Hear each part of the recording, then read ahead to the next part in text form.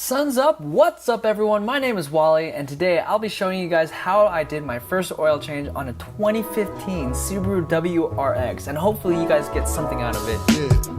Before I begin, I purchased the Shell Rotella T6 full synthetic oil, 5W40, the OEM Subaru oil filter and the Fumoto oil drain valve F-108N. The tools I used were the 14 and 17 millimeter wrench, some jacks, chocks, an oil pan, paper towels, and rubber gloves. So first things first, you have to jack up the car accordingly. That way when you do go under, you have enough room for yourself to get to the oil plug. Remember, when you use jacks, always have both sides equally level. And of course, don't forget the chock. Next, slowly loosen the used oil filter and open the oil cap. Go ahead and go underneath your car and with your oil pan and a 14 millimeter deep socket wrench, loosen that bolt, and before fully removing that plug, make sure the oil pan is directly below that plug. That way you can catch all that oil that's immediately coming out. Now that I removed the plug, I'm actually going to use the Fumoto oil drain valve, F-108N. Next, I got my oil filter and I applied a little oil on the new gasket. This will prevent the gasket from sticking, cracking, or cause an oil leak.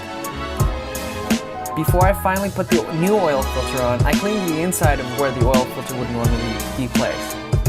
Now that I placed the new oil filter on, it's time to go back under and install the new Fumoto oil drain valve. I purchased this drain valve just because it'll be easier for me in the long run. I won't have full contact with the hot oil or have messy hands or oil on my clothes. I don't need to purchase any more crush gaskets. This just makes my life easier.